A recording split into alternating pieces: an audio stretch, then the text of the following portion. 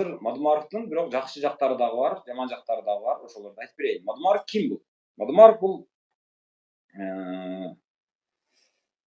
ушу депутаттардын арасында эң бир такшалганы, анан эң эле бир мындай мушташка жарамдуу, ишке жарамдуу депутат. Мен мушташ деп жакшы маанисинде айтып атамын, себеби парламент деген бул ринг сыяктуу нерсе. Бул мындай майдан. Айталык бул ипподром дейбизби, майдан дейбизби, же арена дейбизби. Кыскасы бул аянт. Ал жерге келген адамдар, парламентке барган адамдар, алар боец болуш керек. Алар сүйлөй алыш керек, алар талаша алыш керек. Алар оюн ушунчалык айтып, өзүнүн оюн далилдеп, ошол оюн бекемдеп, ошол оюн элге, журтка түшүндүрө билиш керек да. Өзүнүн позициясы үчүн күрөшүш керек, өзүнүн чындыгы үчүн күрөшө билиш керек. Мына ошол жагынан алганда Мадумаров ал жердеги эң дасыккан, эң көрүнүктүү, эң эле кубаттуу, күчтүү, керек болсо таасирдүү депутат. Мадумаровчалык сөз байлыгы бар, Мадумаровчалык такшалган, харизмасы бар күчтүү депутаттар бул айрыкча азыркы парламентте бул өтө эле аз. Ушундай чогуу, ушунчалык чечкиндүү, ушунчалык баягы оюн түз айта алган, күрөшө алган, азыркы мындай режим улам барган сайын күчүнө кирип кетип атпайбы? Ошол күчүнө кирип кетип аткан учурда дагы жан бербей талашып келаткан депутаттардын бири. Парламент бул баягы арена болгондон кийин, ал жерде күлүктөрдүн чабышы боло турган болсо, ал жерде чуркаш керек. Ал жерде чуркай турган ат болуш керек. Чуркабай жөн эле басып өтүп кетем деген аттын ал жерге кереги жок. Эл ошол чуркаган атты көрөйүн деп анан парламентти көрөт. Эгерде аны арена деп эсептей турган болсок, парламентти, аренага түшкөн боецтер, спортчулар ал жерде мушташыш керек. Эл болгону монтип, же болбосо монтип гана туруп беребиз.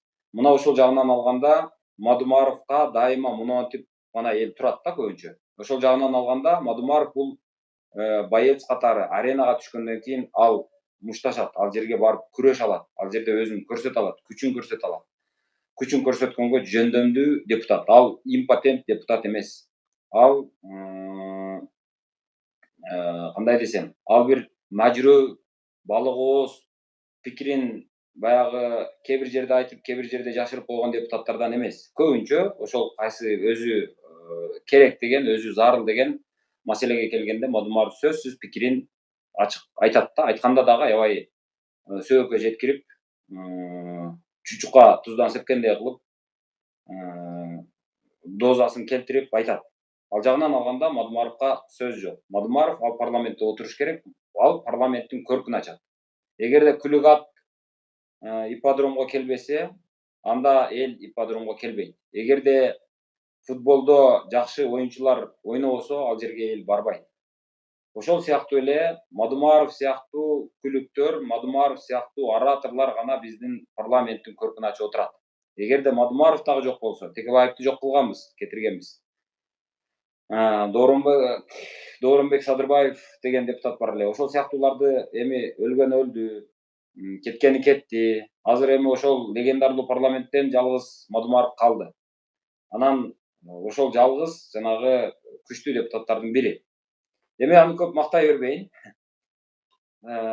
Бирок эми Мадумаровдун дагы бир анын ораторлугунан башка сапаттарын дагы айтайын. Мадумаров бул азыркы бийлик менен мындай ойноштук кылбайт. Кээ бир депутаттарды билесиңер азыр, көбүнчө түнү барып бийликтин койнунда, күндүзү келип, баягы оппозициянын койнунда деп айтып калышат го. Ошондой ойнош депутаттар абдан көп. Аларды конъюнктурщик деп коет. Конъюнктурага, саясий абалга жараша карап туруп, ал жээкке же бул жээкке секире коюшат. Ошол жагынан алганда Мадумаров антип секирбестен ошол конъюнктурага карабай өзүн түз алып келатат. Эми баягы Бакиевдин маалында бир аз мындай кыңкайган, бирок андан кийин андай болбой келатты да.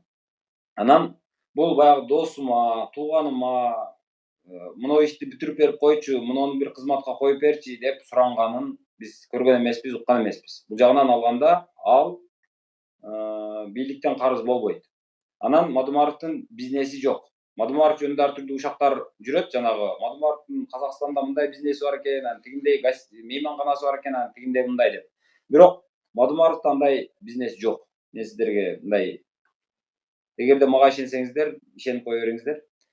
Анда Мадумаровдо бизнес жок. Мадумаров ушул шайлоодон шайлоого чейин эптеп эле жашаган мындай кедей депутаттардын бири. Аны ачык айтышыбыз керек. Мен тууган уруктарым менен деле кээ бири менен тааныштыгым бар. Мадумаровдун ушу жыргап кеткен байлыгы жок. Аны көпчүлүк баягы Кара Суу базарда иштеген же болбосо Ош базарда, Шоколад базарда иштеген адам дагы Мадумаровго караганда байыраак. Муну биле жүргөнүңүздөр жакшы да. Ошол жагынан алганда бул бийликтен карыз болбойт да, ошон үчүн тили узун, бийлик менен эсептешпейт.